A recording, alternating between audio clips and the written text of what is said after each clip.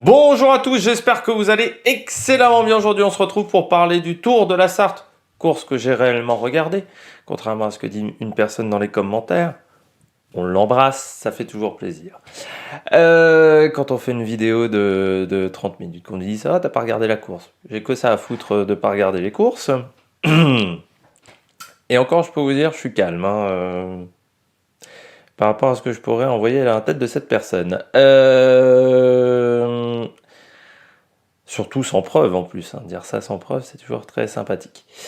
On va donc faire le débrief de ce Tour de la Sarthe, de ces 4 étapes du Tour de la Sarthe. Course qui a été... c'est une course pour sprinter, hein. On ne s'attendait pas à grand-chose d'autre. Majoritairement, course pour sprinter, voilà. Même si ça a permis de voir que du côté de Thibaut Pinot, les jambes étaient pas mal, malgré le fait qu'il soit tombé 2 fois. Notamment dans la fameuse chute de l'étape 4. On reviendra sur cette étape 4 en début de vidéo et puis on fera le top et flop. N'hésitez pas à vous abonner à la chaîne, ça c'est très important pour améliorer la visibilité de celle-ci. N'hésitez pas à mettre un pouce bleu, à partager la vidéo sur les réseaux sociaux. N'hésitez pas à réagir dans les commentaires, sauf c'est pour me dire que je regarde pas les courses, parce que dans ce cas-là vous pouvez vous en passer. N'hésitez pas, et puis si vous êtes si fort que ça, vous avez qu'à faire des vidéos aussi. Dans les commentaires, n'hésitez pas à me dire ce que vous avez pensé de la course. Si vous trouvez que on a pris trop de risques à faire partir l'étape 4, ça m'intéresse aussi également votre avis là-dessus. Et puis, mettez un pouce bleu, ça c'est si vous avez aimé la vidéo. Et puis voilà, on commence tout de suite. Tour de la Sarthe, donc course pour sprinter, 4 étapes. On a vu du grand Pedersen, on a vu un Cavendish beaucoup plus en retrait. En même temps, du côté de Cavendish, il faut aussi dire que l'effectif qu'on avait mis autour de lui n'était pas forcément fantastique. Et je pense qu'aujourd'hui, Cavendish maintenant a vraiment besoin d'un trail, il a besoin de se sentir en confiance et en sécurité. Enfin, en sécurité, hein, entre guillemets, hein, dans un sprint. Il prend beaucoup moins de risques qu'avant sur les sprints, parce qu'il a aussi 36 ans, hein, bientôt 37. Forcément, il est beaucoup moins jeune. Malgré tout, le Cavendish ça n'a pas été fou. On a vu quelques jeunes coureurs français qui se sont montrés, notamment Kevin Vauquelin. Et puis, des parcours qui étaient parfois techniques, mais encore, c'était pas si mal organisé que ça, je trouve. Il y a des courses, pour une course avec beaucoup de bénévoles, je trouve que c'était plutôt bien organisé. Alors, c'était pas du niveau des boucles de la Mayenne ou du Tour de Limousin, mais c'était quand même pas mal. Si on compare à d'autres courses, la réalisation télé était ce qu'elle était, hein, c'est-à-dire il y avait moins de caméras que sur le Tour de France, mais on a aussi moins de moyens, très clairement. Et puis le Tour de la Sarthe intéresse quand même surtout les fans de cyclisme et les habitants peut-être de la Sarthe. Je dirais que pour la majorité de la population, le Tour de la Sarthe, comment dire qu'ils en ont rien à branler. Donc c'est normal qu'on mette pas aussi tous les moyens techniques sur cette course. Moi, j'ai trouvé au niveau des commentaires... Alors sur la fin, je trouvais que c'était mieux les commentaires. Sur l'étape 3, sur l'étape... surtout sur l'étape 4, j'ai trouvé que c'était mieux. Au niveau des commentaires, c'est vrai que les 2 premiers jours, j'avais trouvé que c'était compliqué parfois. Surtout la première étape avec Roger Leger, où il y avait... Je crois que ça manquait un petit peu d'ambiance, un peu de truc. Après, c'était un peu mieux. Bon, c'était quand même pas du niveau des grosses chaînes non plus, hein, pour moi. Alors l'étape 4, moi je trouve qu'on a pris un énorme risque à faire démarrer l'étape 4. On était dans une tempête, la tempête Diego, qui a traversé une grande partie de la France, qui a eu des conséquences, parce que notamment en Nouvelle-Aquitaine, 50 000 foyers ont été privés d'électricité, étaient privés d'électricité encore ce samedi matin. Je trouve qu'on a pris beaucoup de risques parce que le département d'à côté, qui est les Deux-Sèvres, était en alerte orange, la Sarthe était en alerte jaune. Mais, alors certes, on était du côté du Mans, c'est-à-dire très à l'est de la Sarthe, si vous prenez le département de la Sarthe, enfin très à l'est, on va dire plutôt. Mais je trouve qu'on a pris quand même un gros risque à faire partir cette course à cette heure-là, même si on l'a rétréci, qu'elle ne faisait plus que 136 km, je trouve que c'était un risque parce qu'on était dans une situation de tempête. Par exemple, s'il n'y avait eu que du vent, et encore, déjà quand on a du vent au-delà de 85-90 km/h, je considère que ça peut être dangereux pour l'intégrité physique des coureurs. Mais là, on avait vent plus pluie.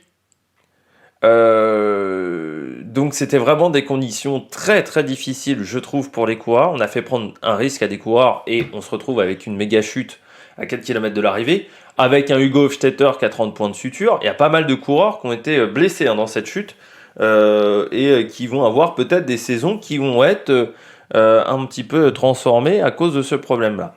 Mais surtout, je trouve qu'on a fait prendre des risques aux suiveurs, c'est-à-dire aux mecs de l'organisation, aux bénévoles de l'organisation, et puis aux spectateurs. Imagine, il y a des spectateurs qui sont dans... Alors, il n'y avait pas trop de forêt, contrairement aux autres étapes, mais quand même, c'est faire prendre des risques, de faire sortir des gens pour... Alors, tu vas me dire, ils sont pas obligés de regarder la course, oui, mais quand il y a un truc qui passe devant chez toi, bon, bah, souvent tu te pointes quand même. Et de faire prendre des risques à ces gens-là, avec le vent, la tempête. Voilà, je trouve qu'on a fait prendre du risque à la fois aux coureurs, mais à la fois au public et à la fois aux suiveurs. Je pense qu'on aurait pu réduire encore la course. Et surtout, il aurait fallu neutraliser un peu avant les 3 derniers kilomètres. Pour moi, il aurait fallu neutraliser peut-être les 5-6 derniers kilomètres. Alors oui, dommage pour le spectacle, mais on aurait eu un classement général qui était un peu plus représentatif de cette semaine de course. Or là, quand vous regardez le classement général, il y en a quand même quelques-uns. Alors, Olaf Koy était dans le top 10, Cosnefroy était dans le top 10, Zinglé était dans le top 10 et reste dans le top 10. Sinon, tout le reste était en dehors du top 10, avec des progressions incroyables, comme Elia Viviani qui gagne 31 places, 34 places pour Alexis Renard, 19 pour Romain Cardis. Bon, c'est pas vraiment... C'est-à-dire que s'il voulait faire une course spectacle, voilà, il fallait pas faire 4 jours de course. Dans ce cas-là, vous faisiez la classique de la Sarthe, et puis c'était différent. Je trouve aussi que sur cette semaine de compétition, on a eu beaucoup trop de circuits urbains. Bon, c'est sympa d'avoir un tour, 2 tours sur un circuit urbain. Des fois, c'était 7, 8 tours sur un circuit de 5, 6 km. Alors, je sais bien que la Sarthe, c'est pas un grand département et que ce n'est qu'un département. Donc, c'est compliqué de faire peut-être que des étapes en ligne. Mais on aurait pu avoir des circuits plus longs, pas dire, mais des circuits de 7, 8 km. Au bout d'un moment, c'est chiant à regarder. Donc là aussi, au niveau de l'organisation, peut-être qu'on aurait pu faire des programmes. Mais sur cette étape 4, je trouve qu'on a pris énormément de risques. Alors en plus, pas de peau parce que ça tombe le même jour que la chute de Milan Vader. Voilà. Milan Vader. On n'a pas pu en parler hier parce que, pour tout vous dire, la chute de Milan Vader, on a eu les informations qu'à partir de 20h. Sur la gravité de son cas. Donc, moi, à 20h, la vidéo a été déjà uploadée pour le Tour du Pays Basque. On en reparlera un petit peu sur le Tour du Pays Basque de la condition physique, mais avec quand même touche à la carotide, donc en coma artificiel.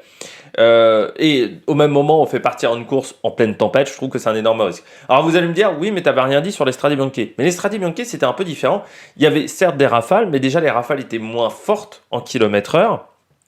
Et puis il ne pleuvait pas, donc après le vent ça fait aussi partie de ce sport. Mais là on était dans une situation de tempête, ce qui est un peu différent. Sur le Strade Bianche, c'était une journée de grand vent, mais pas une situation de tempête. On n'était pas à 100 km/h, on n'avait pas des rafales à 100-110 km/h non plus.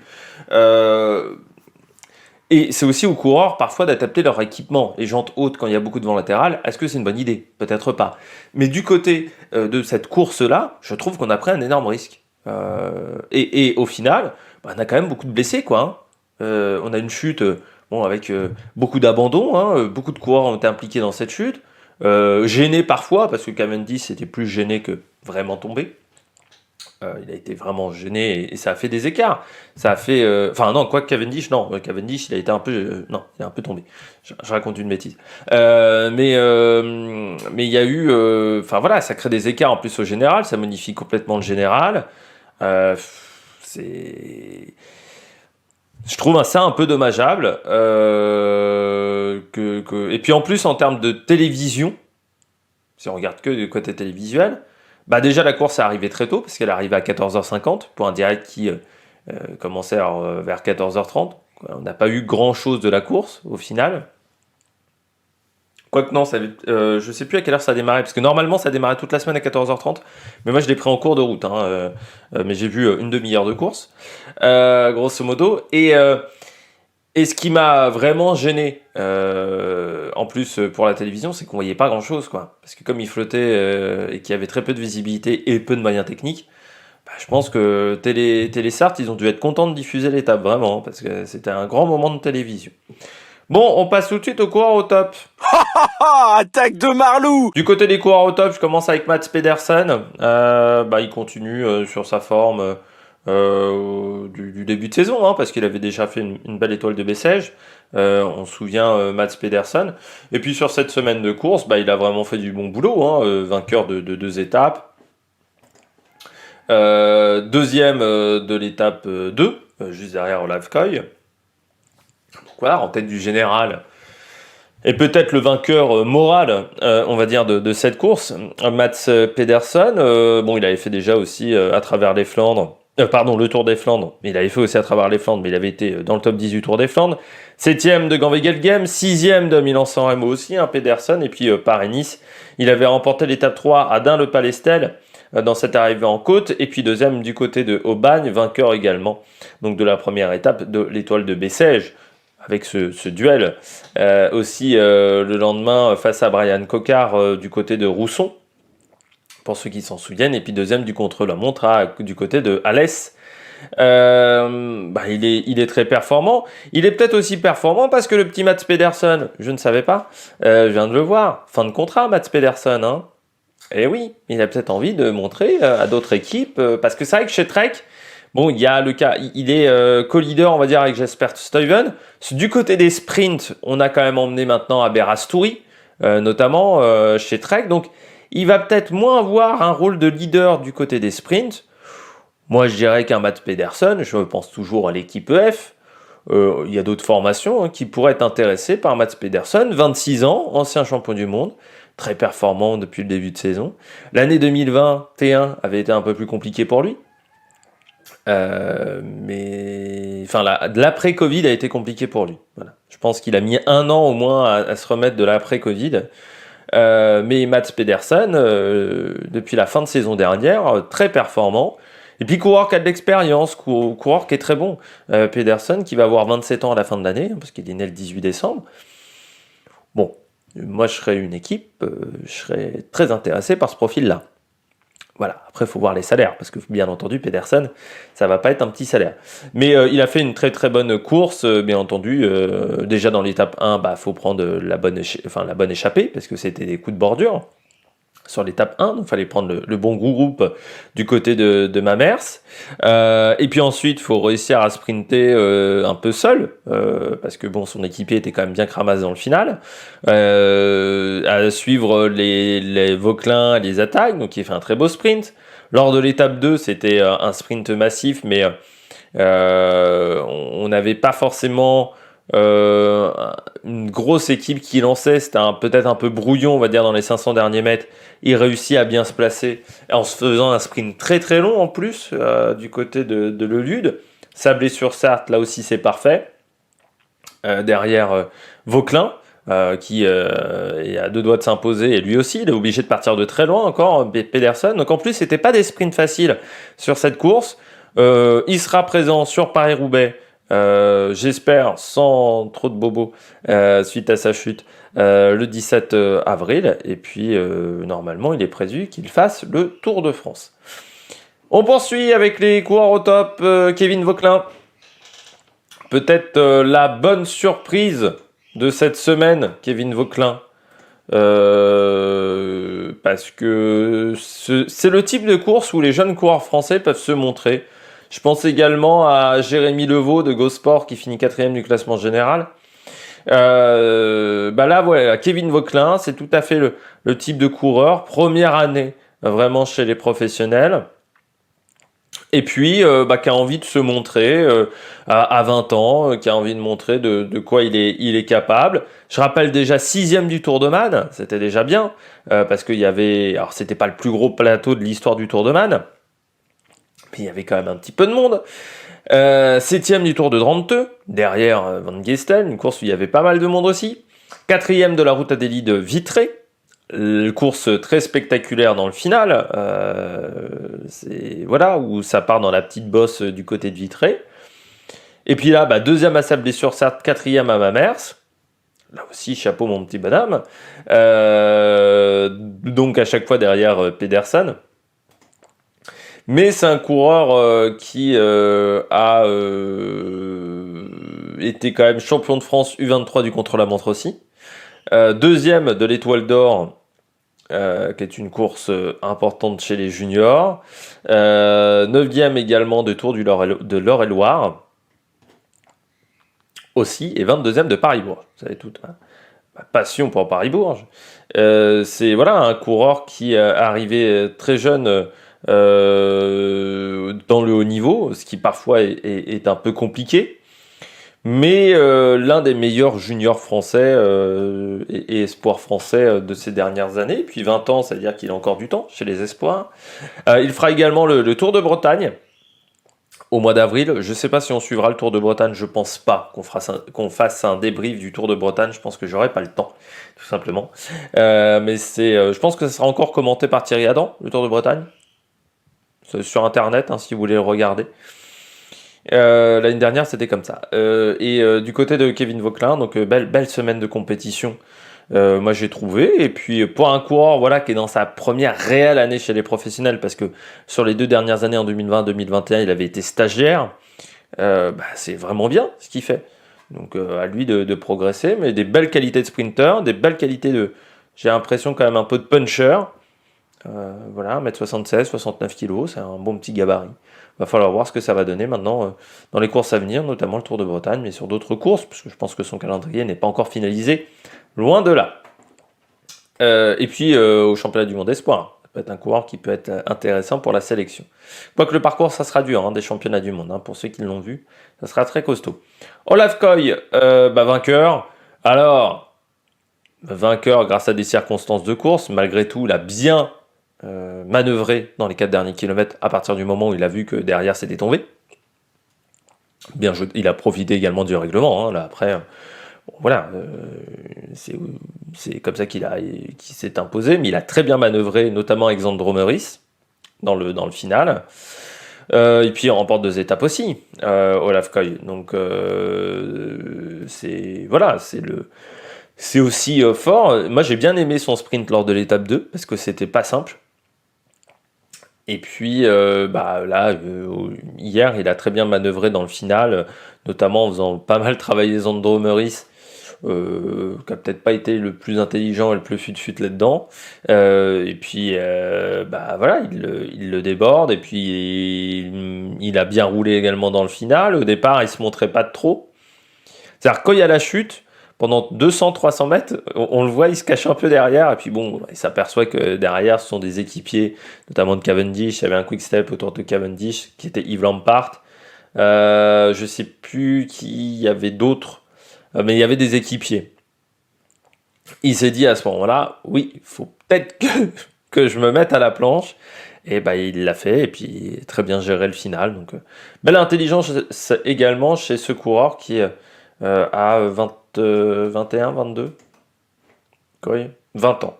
Comme quoi j'étais encore pas dans le coup. Donc voilà, le même âge que Kevin Vauquelin. Donc voilà, c'est des courses qui sont intéressantes pour se montrer quand on est jeune. Après, bon, Olaf Koy, déjà des très très bons résultats, notamment deuxième à Almarian Island du côté de l'UAE Tour, deuxième également du côté de Sovichile sur Tirreno Adriatico, et puis 5e du Depan Tour, enfin le nouveau Depan Tour, la Bruges de Pan, la Minerva classique. On passe désormais au bonnet d'âne. Premier bonnet d'âne Cavendish. On l'attendait quand même minimum une victoire cette semaine pour Mark Cavendish. Alors certes, il n'y avait pas un très grand train autour de lui. Il y avait Yves Lampart, De Klerk, Van Lerberge et Van Tricht, qui étaient présents. Donc une équipe qui n'était pas non plus au complet autour de Mark Cavendish. Mais c'est quand même pas du grand Cavendish. Et puis je pense que surtout, il a besoin maintenant d'avoir un vrai gros train autour de lui. Alors c'était déjà pas un mec qui était très bon seul, à part chez Sky, et c'est quand c'était du très très grand Cavendish à l'époque. Mais là, il a vraiment besoin maintenant d'un train complet, et puis il a besoin de se sentir en confiance. On l'a vu depuis le début de saison, dès que les arrivées sont un peu techniques, Il disparaît complètement. Et là, ça a encore été le cas sur le Tour de la Sarthe, notamment l'étape 2, il se fait complètement enfermer. Bon, l'étape 1, il rate le coche. Ça c'est clair et net, il rate le coup de bordure. Cette semaine, quand même, on peut dire, Quick-Step s'est fait avoir 2 fois dans des coups de bordure.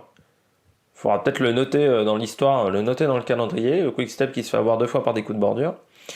Et puis, bon, il y a Sablé-sur-Sarthe où il fait 3e. Mais il se fait avoir par un grand Peterson ce jour-là qui, je pense, était assez imbattable. Mais bon, et c'était l'étape la moins technique, Sablé-sur-Sarthe. Et puis bon, l'étape 4, parcours compliqué, mais la semaine de Cavendish, elle a quand même été décevante. Et pour moi, il est en retard par rapport à l'année dernière. L'année dernière, à peu près à la même période, on avait le Tour de Turquie. Donc on peut comparer. Sur le Tour de Turquie, il domine. Et il y avait du Philipsen. Donc là, on dit il y a Pedersen, de l'autre côté, c'était Philipsen. Là, beaucoup plus en retrait, mais encore une fois, pas de lanceur non plus. À part un peu Lampard, même pas, ou Van der Berge, voilà, mais ce sont quand même pas des lanceurs, des poissons pilotes de métier. Ça a peut-être été aussi ça le problème. Peut-être qu'on lui fait pas très confiance. Je rappelle qu'il fera le Giro. Bon. Il aurait peut-être dû arrêter l'année dernière, Cavendish, certains diront, si l'année n'est pas bonne. Enfin, si l'année est moins bonne. Mais on verra ce que ça donnera sur le Giro. Faut aussi dire que sur le Giro, il aura 37 ans. Il est né le 21 mai 85. Eh oui, 37 ans. Plus tout jeune, le petit Cavendish. Et moins tête brûlée. C'est peut-être ça la raison aussi, du fait de ses difficultés. Pierre Rolland. Or, c'est plus BNB Hotel. Pourquoi emmener Pierre Rolland sur le Tour de la Sarthe?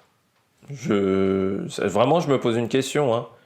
Non, parce que Pierre Rolland, bon, à part les échappées maintenant aujourd'hui, on sait que Pierre Rolland, dans un peloton, il tient plutôt le manche. Il est plutôt à l'arrière, la traduction. Pierre Rolland. On sait bien que Pierre Rolland, il aime pas le vent. Il aime pas ce qui est plat, il aime les étapes de montagne. Alors, est-ce que c'était pour faire du kilomètre, parce que pour éviter d'avoir une grosse période de pause? Mais je trouve que maintenant, normalement, avec les méthodes d'entraînement modernes, on est capable de faire des intensités également à l'entraînement.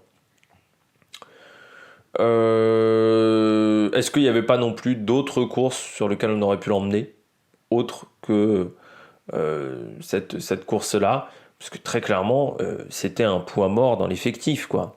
Enfin, un poids mort, je suis méchant, mais tu sais très bien que Pierre Rolland, sur un parcours comme ça, il va rien faire.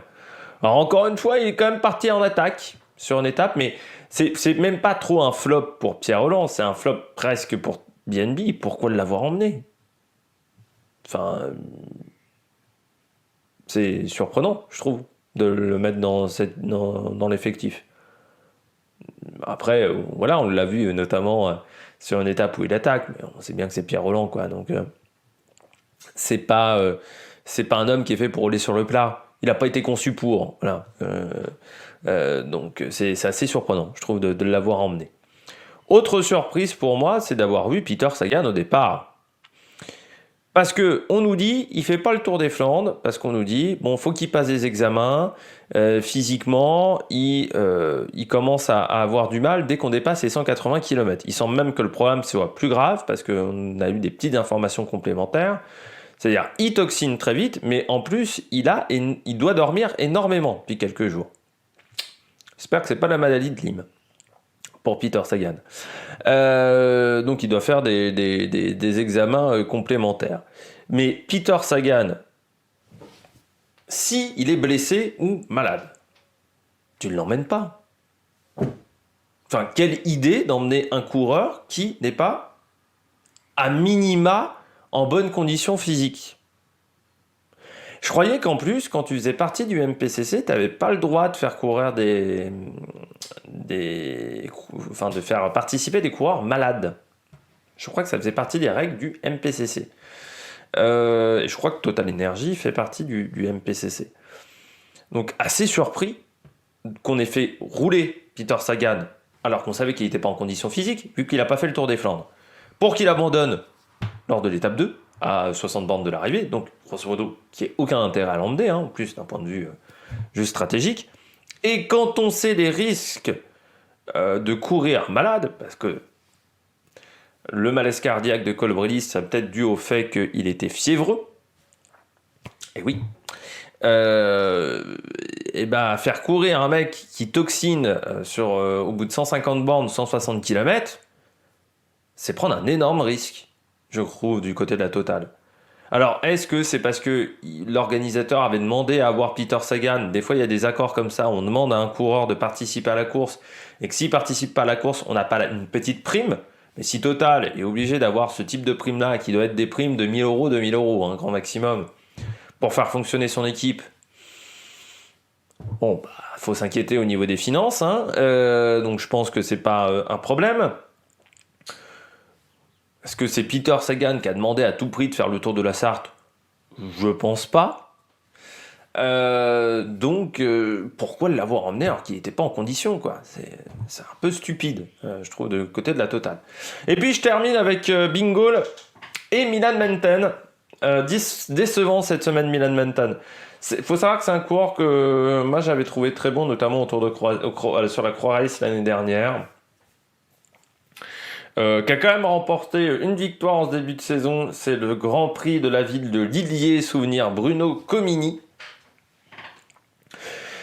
le 6 mars dernier, 16e du Tour de Drenthe, 15e de Noccorse, mais cette semaine, inexistant sur cette course, alors que c'est un sprinter, donc déception pour moi, pour Milan Menten, déception quand même de la Bingol, parce que la Bingol vient sur ce type de course. Bon, la Bingol, ils ont des sprinters, hein, parce qu'il n'était pas seul, il y avait également Attilo Viviani, qui a rejoint la Bingol, avant il était chez Cofidis, on rappelle le frère de Delia, le petit frère d'Elia, Viviani, qui est également pas mauvais sprinter. Vu le plateau au départ, tu te dis quand même qu'il y avait des possibilités de faire top 10. Aucun top 10 pour l'équipe. On n'a pas vu de la course Bingol. À quoi ça sert de venir? Vraiment. Parce que si c'est pour être quasiment inexistant, tu pouvais faire autre chose. Hein. Sans déconner. Bingol, c'est quand même pour moi, ça fait partie des énigmes du cyclisme. Cette équipe-là a toujours eu des bons sprinters. Quand elle s'appelait Bingol, Wallonie-Bruxelles, avec le Crédit Agricole auparavant. Cette équipe n'a jamais été foutue de faire un train pour un sprinter. C'est dingue. Ça fait depuis 10 ans que cette équipe existe en 2e division. Ils n'ont toujours pas remporté une grande course de World Tour. Alors qu'ils ont des bons sprinters. Ils ont toujours eu des bons sprinters. Ils ont également des bons rouleurs. Mais ils n'ont jamais été foutus de faire un bon train. Je pense qu'il y a un moment, du côté du staff, on devrait se remettre en question également. Bon, j'espère que vous avez aimé cette vidéo. Si vous avez aimé cette vidéo, n'hésitez pas à vous abonner à la chaîne, à réagir dans les commentaires, à mettre un pouce bleu, à partager la vidéo, notamment sur les réseaux sociaux, notamment auprès de vos proches. Et puis nous, on se retrouve pour de nouvelles aventures sur la Méric Production. Ciao, ciao!